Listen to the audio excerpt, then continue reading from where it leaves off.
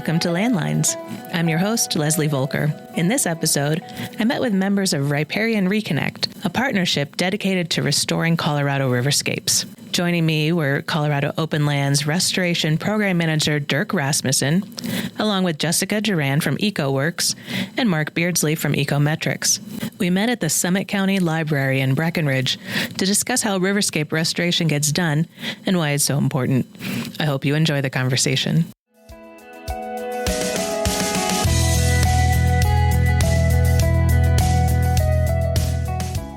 Good morning, Jess. How are you? Good morning. I'm great. Happy to be here. Great. Hi, Dirk. How's it going? It's good. Good to be here. Thanks. Welcome, Mark. How are you today? I'm well, thank you. Excellent. Well, I really appreciate everyone's time in joining the Colorado Open Lands podcast, Landlines. And I know our listeners have been really excited to learn more about the restoration work that we've been doing for the last several years, maybe decade plus at this point. But we've really reached a new level of organization, professionalism, and strategy, I think, when we hired Dirk on and really leaned into the Riparian Reconnect partnership. Everybody in this room is in the Riparian Reconnect partnership, and that's EcoMetrics, EcoWorks, and Colorado Open Lands. Am I missing anyone? Yeah, loosely, there's other folks that we work with. We kind of describe it as restoration practitioners, researchers, and then land managers and landowners. Excellent. Thank you, Dirk. And I really, before we dive in, I would love for somebody to give me a definition of riparian. I think that's a foreign word to a lot of our listeners. Who's going to try that? Hopefully one of the ecologists. That's actually a tough word to define because it's used in a lot of different ways. The simplest definition is it's kind of the land that's between wetland and, between aquatic habitat and terrestrial habitat. It's sort of intermediary. So it's the land surrounding lakes and streams and rivers. And your work includes the rivers and also the land next to them. Indeed, yes. And in fact, we can't separate those two into separate systems, really. They have to be considered together. I see. Because as flows increase or decrease, you couldn't put a boundary on a riverbank on a map, right? You can, but it might not be very real. Yeah. I think sometimes it's easy to visually think about riparian, especially in drier landscapes. And I visualize it sometimes as like the green ribbon in the landscape that's associated with a stream or a river. Especially in a drier state like Colorado, that really pops out, especially on an aerial. Exactly. Green ribbon. I like that. Yeah, I'd say our focus on riparian was really intentional in trying to get ourselves out of just the channel and looking at just the channel and how water in the channel works, but water across the kind of valley floor and including the adjacent areas. Yeah. And I'm straying a little bit from the brief that I gave you all in advance, but who or what depends on riparian areas? All of us. Uh-huh. I mean, I think the statistic that gets thrown around in Colorado is like 70 to 80% of Colorado's wildlife needs wetlands, including riparian areas at some phase of their life. So that's a lot of different animals, and obviously humans are among them too. Mm-hmm. And I think it's important to point out that those areas are a disproportionately small percentage of the overall land. So, riparian areas, wetland areas comprise something like 1% to 2% of the overall landscape, but serve 80% of known critters at some point in their life phase. So did you say disproportionate? Was I did, yes, yeah. That is definitely true, given what you just said. So you all engage in what has been described to me as process-based restoration. Could you define that as if I were a small child and knew nothing about it? I mean, right now I don't know that much, but I know some. I was thinking about this on the drive over, and I would describe it as us trying to help nature let it heal itself. I think you asked, define it for a kindergartner, and that's kind of where I landed. What do you guys think? I think that's perfect.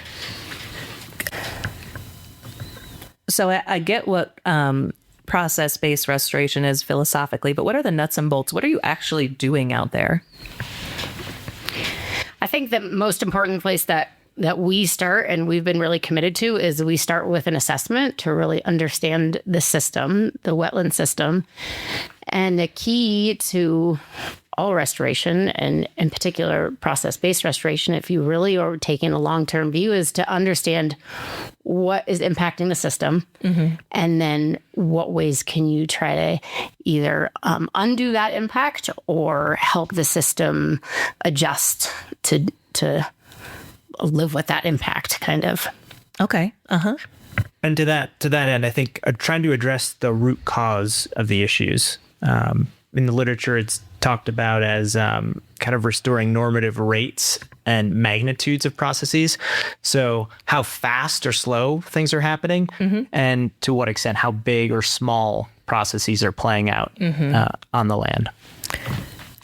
And nobody said what I'm really trying to get at yet, which is, what are you physically doing in these streams? That's a great question. And it looks different in different ecosystems, right? Like process-based restoration in a forest is going to have different treatments than in a wetland. So Sure. we're working primarily in headland streams and wetlands. And I can let Jess and Mark kind of describe what we're physically doing. Yeah, I mean, the concept of process-based restoration is really what inspired Jess and I to get into this work. And we'd been wetlands and stream ecologists to that point. The ecosystems that we chose to focus on are wetlands in the mountain, Colorado mountains. And the thing that attracted me to them most was this observation that they're very much dependent on a keystone species. Beavers are critical for the way that these systems work, and the fact that they've been eradicated a couple centuries earlier left a huge mark on the landscape. And it seemed the most obvious and simple, like the most obvious example of process-based restoration was to try to get that species back, especially in places where the reason they're gone no longer exists. In other words, we're not trying to eradicate them for any particular, we're not trying to make hats in Europe anymore with their fur. So, this was like something that disrupted so many natural processes, and there's a fairly simple way to get those processes back up and working. And so that became sort of you got to focus on something if you're going to ever get anything done, and that became just like an obvious place to do work. So that is to say, if the beavers are gone, an obvious place to start is kind of mimicking what beavers would bring to the landscape and kind of invite them back to the land. So when we're out there implementing restoration treatments, we're often kind of imitating what beavers do on the land. So they're most, famously known for their dam building, but they do other behaviors as well. They build canals, and they kind of harvest vegetation, and they move material around the landscape. So all of those things we're kind of imitating through our restoration treatments. Often we're using materials that are on the land to build different treatments. So those are kind of woody structures. We're using mud and gravel and kind of blocks of vegetation that are growing, things of that nature. So one of my takeaways from what you both just said is, if we have any children listeners or people that's still in their education career, if you want to grow up and be a scientist, you get to play in the mud. Yeah, that's one. Secondly, Mark, you mentioned the phrase keystone species. Can somebody define that for me?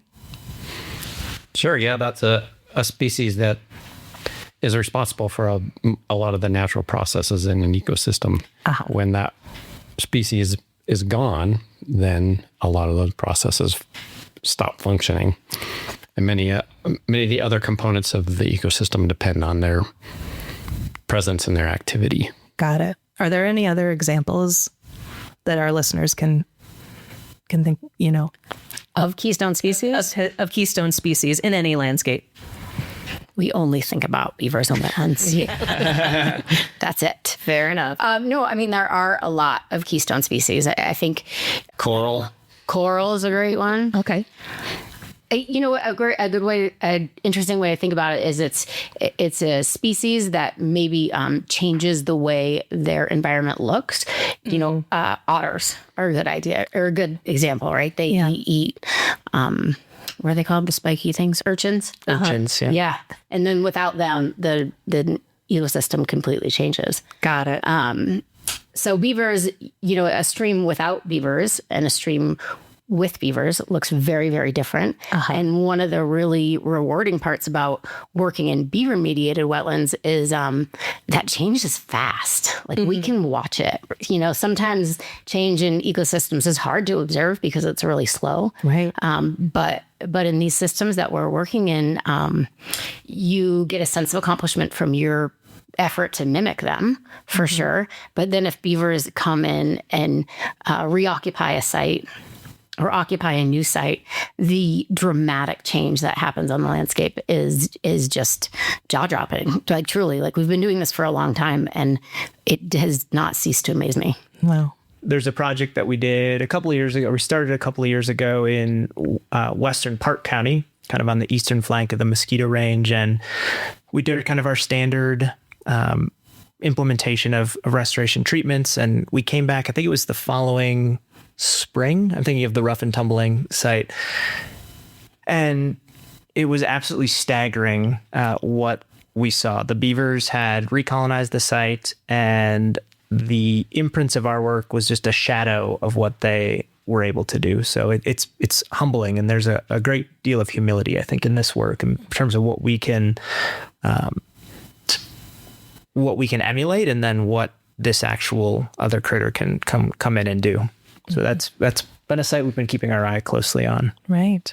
So, Well, I'd like to describe what that, like, so people can visualize what that And is. I mean, it's hard in words. And we can certainly direct folks to some images through this as well that they could check out. But go for it, Mark. absolutely. But let's describe it.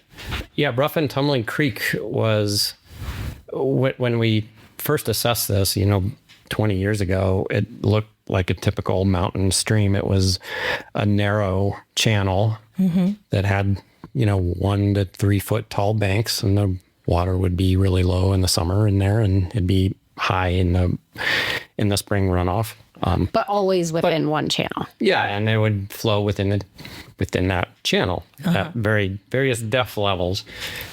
And that seemed like normal back to us in our early days. But if you walk around mountain valleys a lot and you see places that have beavers, you realize that some of those systems could look a lot different. So anyway, that channelized form is a thing that we came to realize we use a word for it. It's called incised, and it's where the water is basically stuck in that channel, and It's been cut down.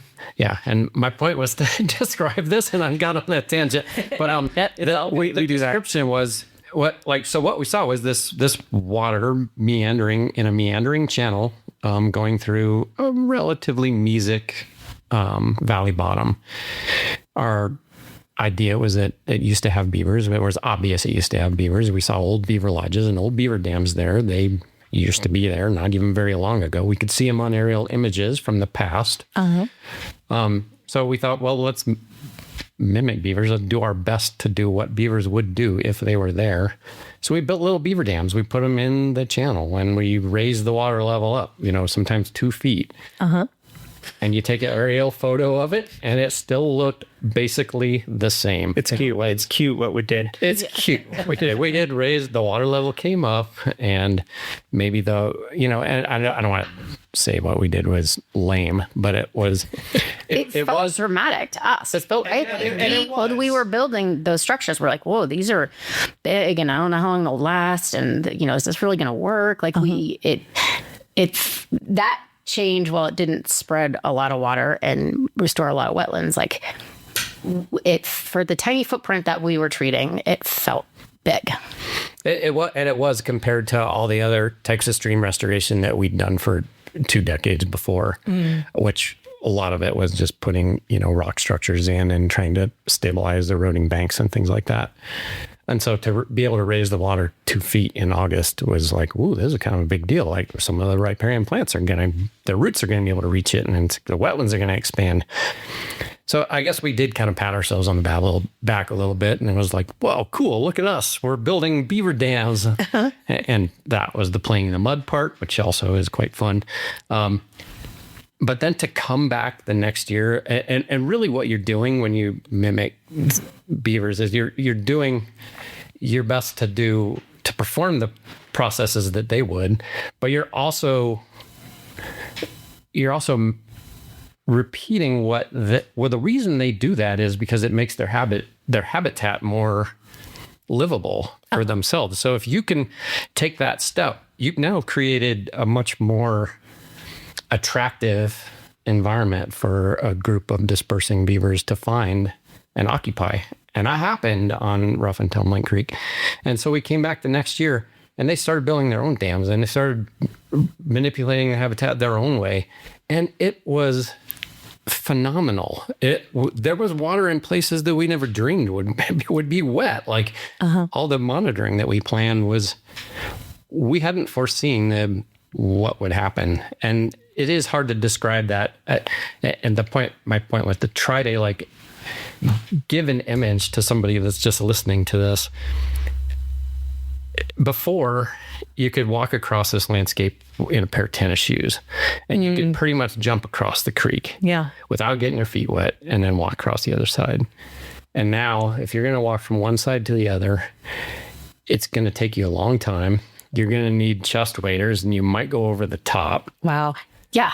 I was thinking last time I went out there to monitor, I was like, I need a paddle board. Like, I can't get across that. Well, I sometimes describe it as kind of a reimagining of what streams look like. And, we all spend a disproportionate amount of time in these areas, both professionally, but, I would also like to recreate in these areas, hiking and hunting. And I describe it sometimes to people when you get to a kind of a healthy stream or wetland system, you should really be scratching your head in terms of how am I going to get across this without getting my feet wet or falling in? Mm-hmm.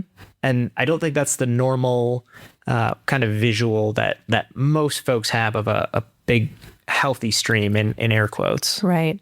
That's a good description. And so am I understanding correctly that the first time you all made a beaver mimicry structure or a dam or whatever, you weren't expecting to invite them in? You were just trying to recreate what they do? Or do I have that wrong? I think we were hoping we'd lure them in. Okay. We were. We actually, in early days, called them beaver starter kits. We're like, we can't actually do, we were fairly humble actually in those days too, but we were like, we can't do what they do in one fell swoop, but we sure can try to lure them in. Like, wouldn't it be neat if they came? And we even, experimented with seeding, cutting aspen and putting piles of aspen out, seeing maybe we can attract them with some delicious food. They love to eat aspen. So, okay. Yeah. I think that speaks to the humility of this group too. I mean, Mark, you mentioned you and Jess have been working in this industry for, the better part of 2.5 decades. And I have not been working in this space that long. And what I've understood is the types of projects that you were working on early on in terms of, putting rocks in the stream, stabilizing banks. You guys just weren't seeing the ecological change that you hope for. And to work with you both that have the degree of humility to say, hey, what we're doing, and in some cases paying a lot of money for it, isn't working. And to pivot from that and try something different is pretty neat. Yeah, it feels good. It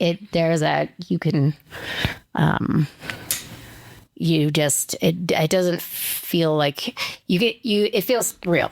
It doesn't feel like you're kind of trying to make the system into something it isn't.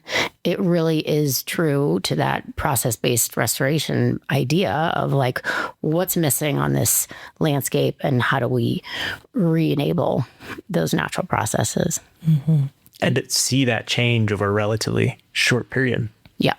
And it's, I also think it's important to note that we're both lucky and very aware and selective in where we're doing this work. We are choosing places that beavers can get to as far as like that reoccupation idea to invite them back. And we're choosing places where there's not conflict with existing land uses, where there is the space to do this, right? In some places, you can't restore a river to its past functions and the way it worked, but we're being very aware of where we're selecting to work. Right. And speaking of humility, by the way, in my intro, I did not mean to imply that you two needed to raise your level of professionalism. I'm talking from the COL side. When we hired Dirk on, that's when it really like shifted into high gear for me, from my perspective, as somebody that's worked at COL since 2013. So, but I did want to, this is my fumbling way of segueing to the partnerships. So when you say you're selecting sites, what range of sites are available to you? Who owns that land? How does that all get started?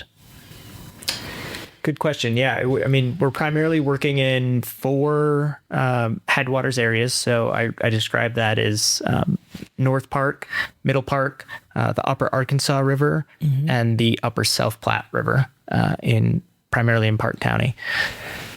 Typically, there is some sort of we're going to delve into the conversation we had the other day, but there's some sort of a assessment using different resources. A lot of times we're using aerial images, satellite images, historically MAC areas where beavers occupied, and combining that with local knowledge as well that we have living in these communities and looking at what habitat is where, and then actually doing field visits to these sites and understanding what the conditions are on the ground, what the needs are of individual streams. I think there's a lot happening right now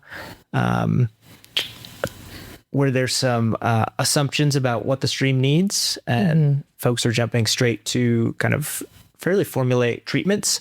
We're really trying to zoom in on the individual needs of specific systems and tailor our treatments to those systems. I mean, I think that there's a real great theme is a shifting in what people think of when they use the word restoration. And I guess the way and that shift is exemplified in the term humility. It's in the past, I guess I'll just say what process-based restoration is really about identifying. It's a different way of thinking about these systems. It's about God, I don't know why it's so hard. I don't know why it's so hard to say. So because it's not the norm. It's not the norm for how we're kind of culturally attuned to thinking about ecosystems. It's different. Our normal way of coming into restoration, or the way I learned and the way that it's been done for most of my career, has been to establish what your goals and objectives are, and then try and design a restoration treatment to meet those. And that's a very control-taking way of looking at nature. It means you want something, and that might be a very noble goal. It might be a very important thing. It might be like habitat for an endangered species. But however, whatever goal you bring to it, the idea is that you're going to design your site to maximize that goal, and you're going to evaluate your effectiveness on how well you've met that, and you can count metrics to see, how many fish pools you created, or whatever it is, or what water quality metric you're trying to make better. Process-based restoration pulls back on that and looks at it, basically flips it upside down and says, nature does what nature does, and it's not your job to tell it what to do necessarily, or at least as a restoration practitioner. or process-based restoration practitioner, your job isn't to tell it what to do. It is to know what it normally does and find out and do your best to help it do what it naturally and normally does. And that's the processes that we get all tangled up in all these words, but those are the natural processes that's where the process-based part comes from, process-based restoration. Mm-hmm. Go ahead. At the risk of it, I don't know if this is a big tangent on where we were trying to go or whatever, but I like it. To me, that's the absolute core. That's the biggest message that I want to see it. That's the biggest change I want to see made over my career. Mm-hmm. And it's like what I hope that we're trying to exemplify. And when you do that, it's, I guess the beaver restoration that we're talking about, to me, was the simplest and most obvious and in-your-face example of like a place you can follow all those principles of process-based restoration just straight up front. Mm-hmm. And it has dramatic results fairly quickly. Right. And I think what you're describing, Mark, fundamentally shifts kind of the time scale that we're thinking about and relating to these places. In the sort of traditional framework that you described in the design framework, it's kind of design, treat, evaluate, wash your hands, we're done.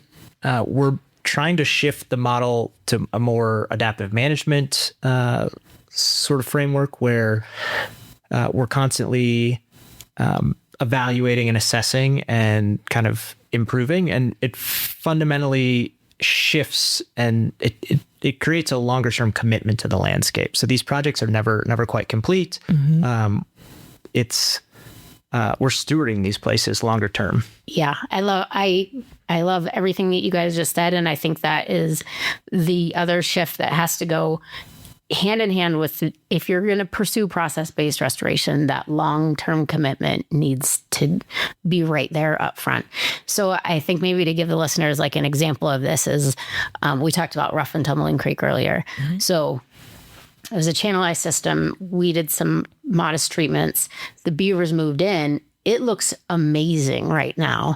And, but we're always thinking like, what's next, mm-hmm. right? Beavers, it's a dynamic system. And I think that's another huge shift that needs to be really upfront with process-based restoration is we're not trying to build something to look a certain way. We're really trying to enable this dynamic system. So what do we call success? And I think we're grappling with that a little bit as a restoration community right now and how to define that. And then for other partners, also funders and land agencies and all kinds of folks, it's like there's this expectation that a restoration project is done. We've done the implementation and now it's done. And we can leave and never come back. And that's just not true. Basically, well said. It's just not true. We're just gonna, and sometimes you need a lot of adaptive management, and sometimes you go back and study the site and be like, man, this looks great. Let's just come check on it next year. So having that flexibility and kind of resources to follow what the landscape is telling you, I think is really important. No, I mean, as somebody that does marketing and communications for a nonprofit, I feel like I'm always hounding Dirk, like, give me 3 bullet points for the back of the annual report. And now I understand a little bit better why he might push back on me a little. Why I get cagey about it. Well, I think I just got it again. Like what you just described, Jess, was one of the principles, that was process-based restoration in action. And that's exciting. The exciting part is like, whoa, cool. Look, if you enable nature, it does amazing, awesome things. The like inconvenient truth about process-based restoration, though, is that you are depending on nature and it isn't super predictable, and it's way bigger than your site and way bigger than the 3 years, of your grant cycle. So you have to take this broader view. You have to take a longer timescale view.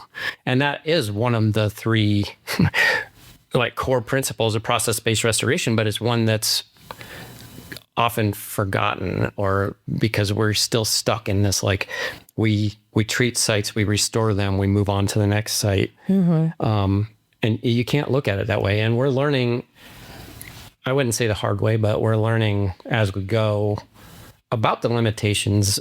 Like I just described us focusing on these beaver wetlands because it was such an obvious and easy example of process-based restoration.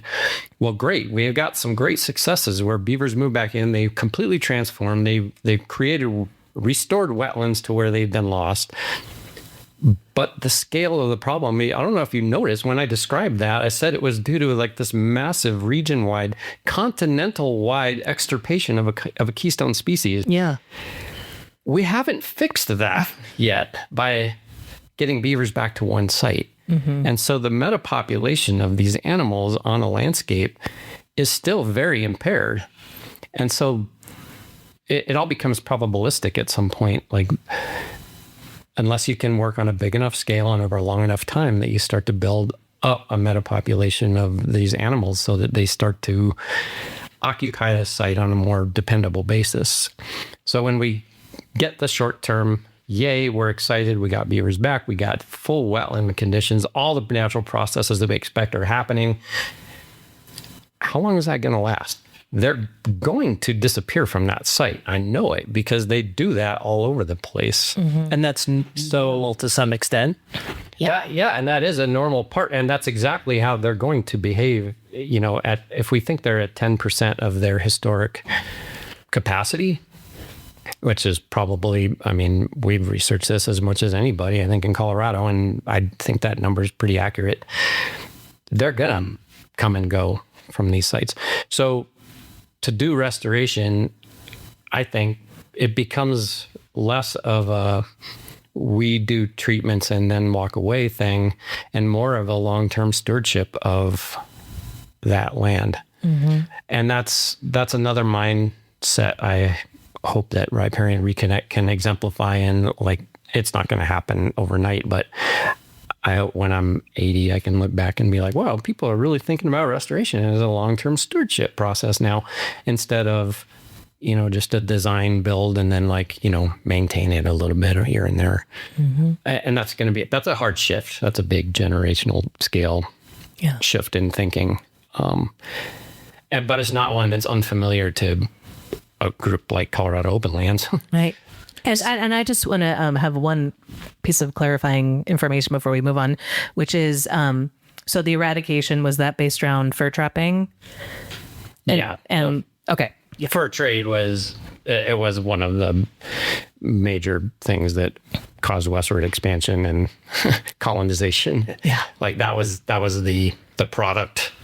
And fur trapping and other practices led to a 90% reduction in their historic populations or range, or probably give more. or take. Yeah. Okay. I was just going to say, probably more. And there's a fair bit of evidence to see like there, in some places, like beaver populations have rebounded quite a bit from like, you know, the peak of fur trade. Okay. I think it's important to recognize too that a healthy stream or wetland or beaver wetland is a very resilient system. Typically, when you remove beavers from that system, that resilience tends to drop off, and when you have other disturbances, whatever those are, they're less resilient to those. So subsequent disturbances can really exacerbate the original extirpation of the North American beaver. So we don't want to like blame any one thing, but at its base, it's removal of beavers, and then you can kind of think about all these other kicks to the can that have sort of disturbed these systems over the centuries. Yeah, and our occupation of the habitats that once were, you know, these giant beaver wetlands, you know, when we moved into them in Colorado, in the Colorado high country, that would be in the 1860s mostly. Yeah. These are the lands that we converted into working ranches and agricultural zones and you know, places that we placer mined. So and some of those are how we make our living as humans, and some of the like agricultural ways of life that are one of the goals that we try to conserve and preserve. But not all lands are dependent on, like, we don't have that land use as widespread as we used to. And so I guess I'm going to circle all the way back to how we pick our sites. Yes. Is we're getting back. That is where I want to go. What we're really looking for is if we believe all that stuff that we just talked about, and we're like set up our like little system so that we can go mimic beavers. Now we're going to work the maze backwards and go find all those sites where we think we can perform that treatment and have it have a good long-term effect. And there's all the science that goes into like where beavers should be and where they can thrive, and we can get into how we evaluate that. But that's relatively simple. What really parses out what's a good restoration site and what isn't, or what are the main things that we consider, is what the land uses are, and whether, if it's a big working ranch, you might have some capacity to restore these kind of big complex wetland systems. But to be realistic, it's like if you're pasturing huge amounts of cattle on that land, which isn't necessarily a bad thing, or if you're haying them to produce or producing crops on those, you may not have room for that, and that's not a great site. So but there's this plethora of like miles of riverscape out there in Colorado and in the Colorado high country that really doesn't have much other use. They're either conserved private lands, or public lands. And I don't know if I'm going to jump the gun and get into why it's been so great working with Colorado Open Lands. It's been, but one of the factors, and then there's a lot more, but one of them is that we saw these huge opportunities on public lands, and COL saw it too. And we've started, it was easy to tap into some of those opportunities on national forest, on BLM, on state lands. And the main reason for that is, one, we have a lot of them in Colorado. And the second one is that they're not, they're for the express purpose of wildlife. Yeah.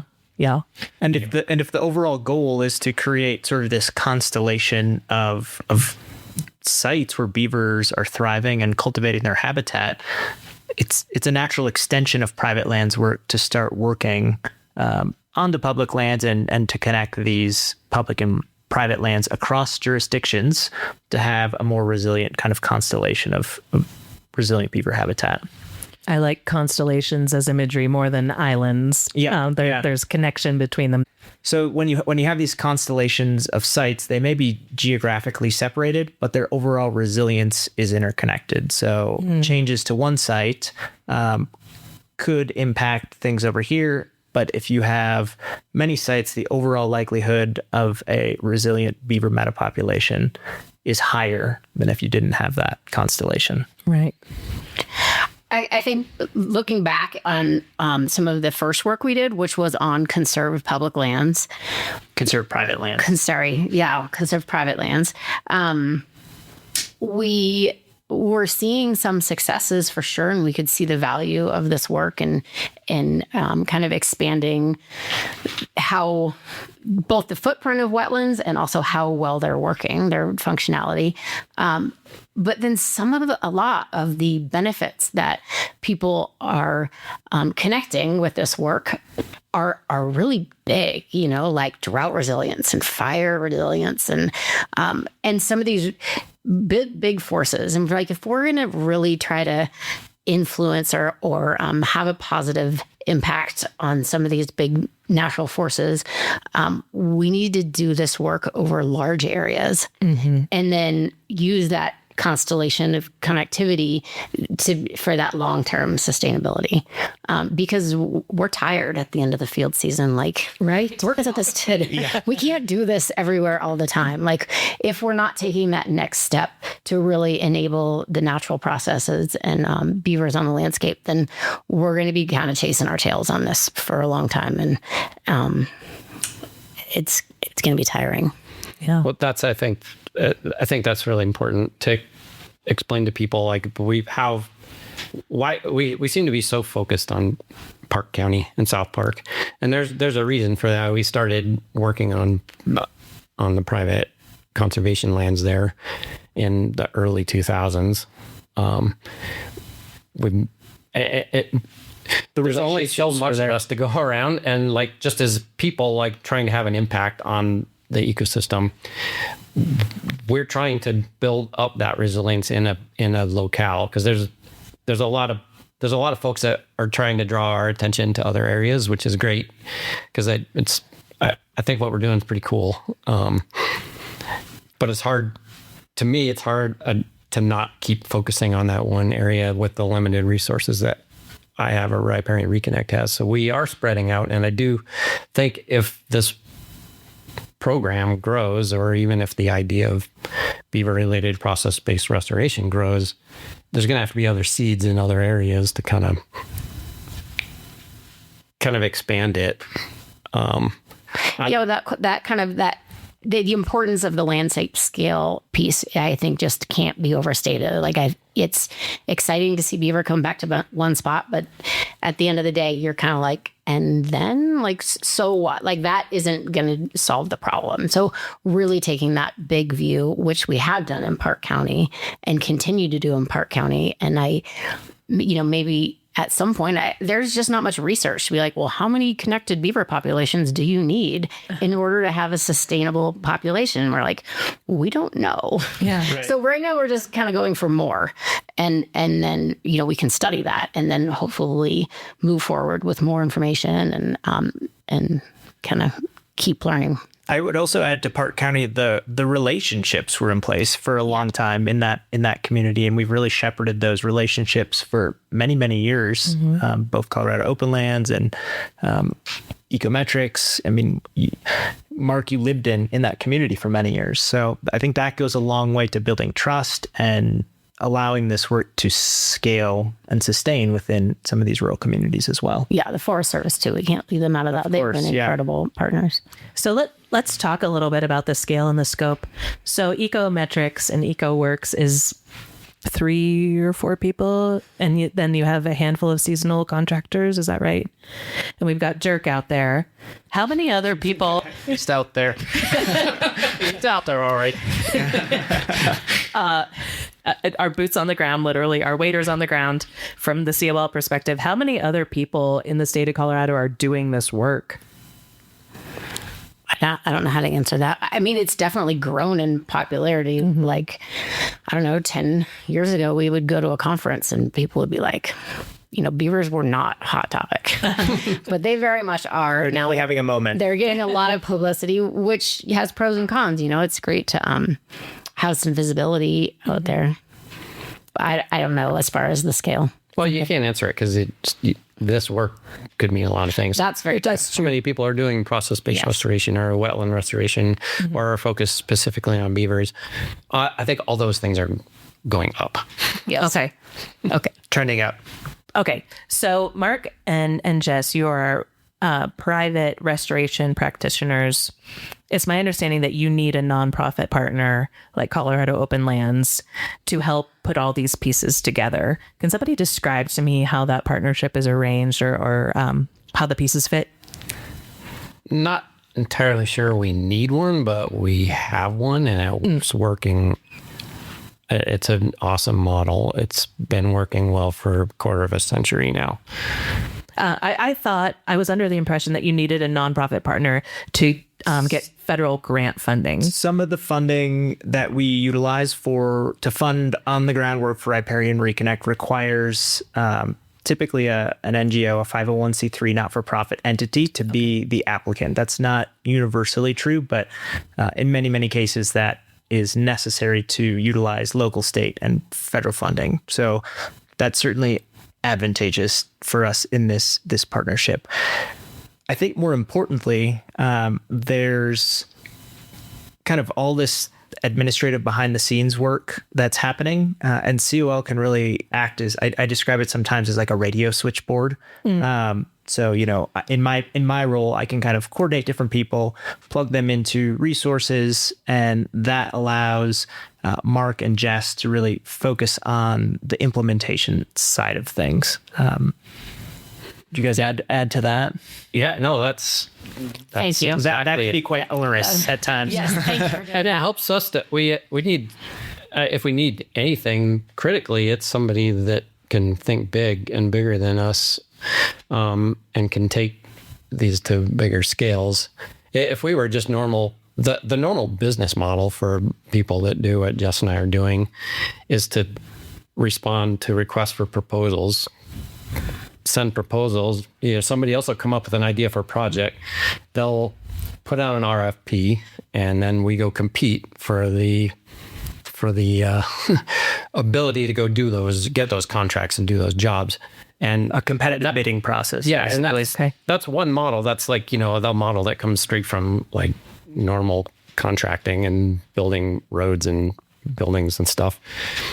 I think a better model is one where we actively go out and find the projects because we kind of know what we're looking for.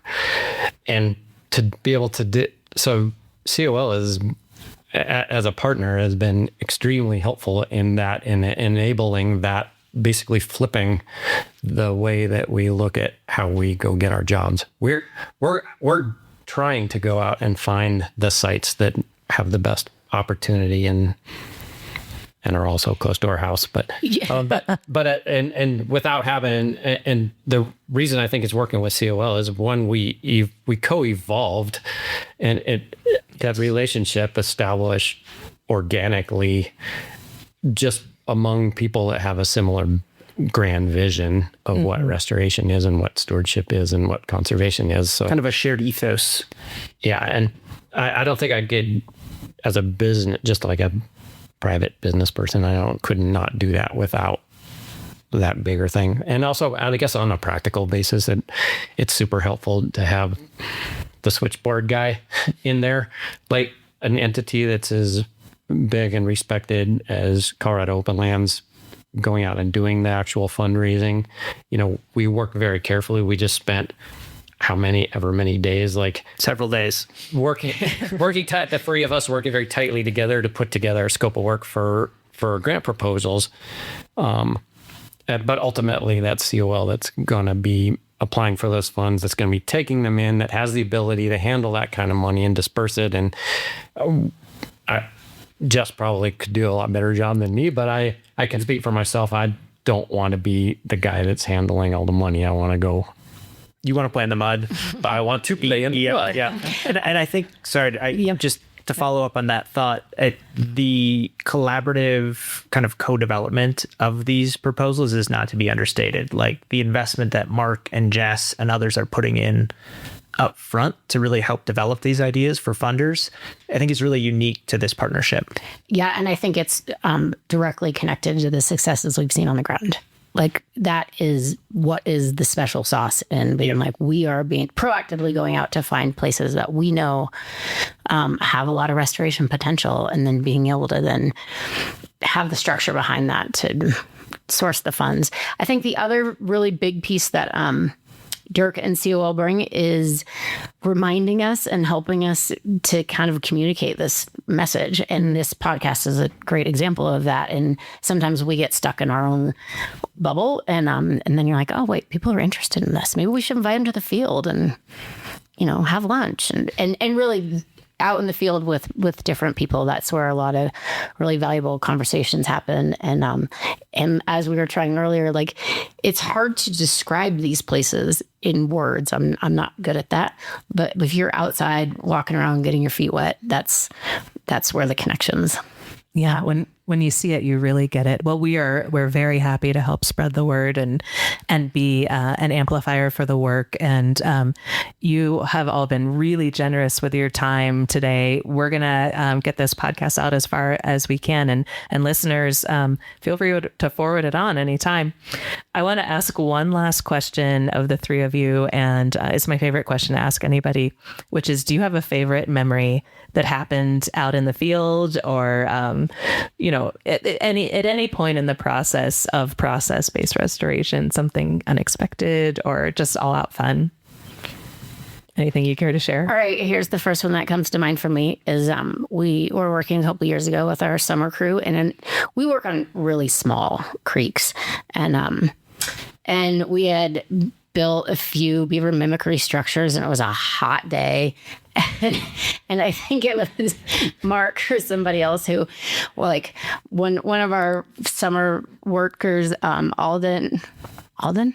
No. Good. Aiden, that was it.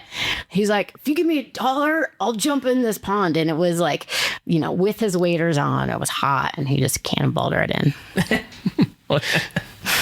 Yeah, that was water that was previously 2 inches deep. Yes. He had just created this pond with this like super dam that all of a sudden was a cannonball Opportunity. DIY swimming hole. It was great. Anyone else? I'm always two things. I just on the social side, I'm always just so impressed how much everybody in the field loves their work, and it's hard work, right? Like literally back breaking it at some points, but everyone just loves it and is committed to it. So that's just feels really good when I am out and visiting. I'm also love finding just these random critters that you wouldn't see anywhere else. Maybe it's a rare plant or some bird nesting there. I'm thinking of the Wheeler Creek site up in North Park. We were working up there. We were working with a youth court. At some point, there was a northern harrier, which is a wetland kind of bird of prey, circling, and it kept coming down into the willows where we were working, and we realized that it had a nest there, and it had several young, and just how quickly everyone went into the mode of, okay, let's cordon this area off, let's not bother this bird and its family. Just that commitment, whether it's a bird or a frog or whatever it might be. So yeah, so I was thinking, warms my heart. Very cool. A little frog we were always trying to avoid his house over on the current creek. Yeah. Mark, have you got one? I do, and mine's probably less like fun than those two, but it was a watershed moment for me. It was about 18 years ago, and I think it was about 18 years ago.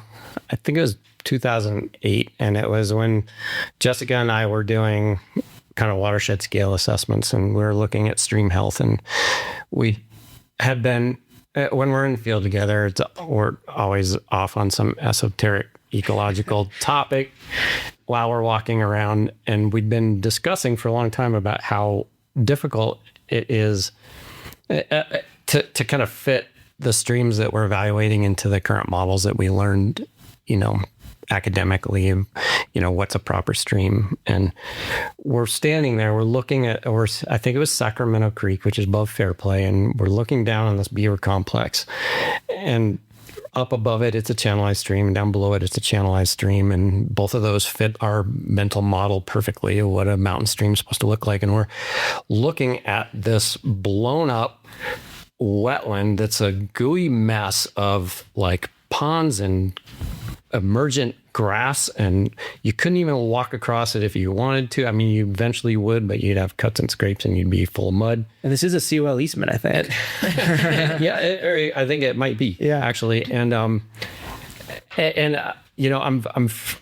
my frustration must have been obvious, because I was like, how do you even make sense of this? This is obviously a ecologically rich, just biologically explosive place. What do we do with it? And Jess was standing, she was next to me, and she's looking over, and she's like, well, maybe this is kind of what it should be. Which sounds actually so freaking obvious right now, but it wasn't in this model that we had. It wasn't even an idea of a thing that should exist on this site.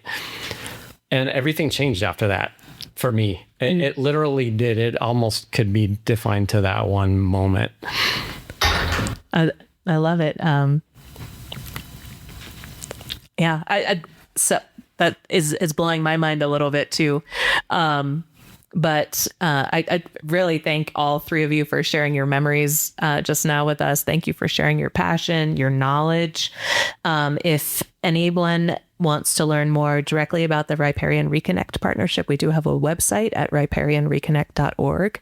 There's also a lot of really good information on the Colorado Open Lands website. And I believe EcoMetrics has a website as well. Is EcoWorks in the works, maybe? Yeah. Okay. Yeah. And I would just plug that rough and tumbling site on the riparianreconnect.org. If you go about halfway down, there's a really nice kind of slider module that shows kind of before and after images. So if our listeners are really wanting to put some images to that, they can go there and check that out. The images are stunning. Absolutely. Thank you for that, Dirk. Okay. Thank you all for being here. I hope you had fun. I had fun. Thanks, Leslie. Yeah. Thank you. I'm Leslie Volkar, and this has been Landlines. If you'd like to sponsor this podcast, please reach out to me at lvolkar@coloradoopenlands.org. Thanks for listening.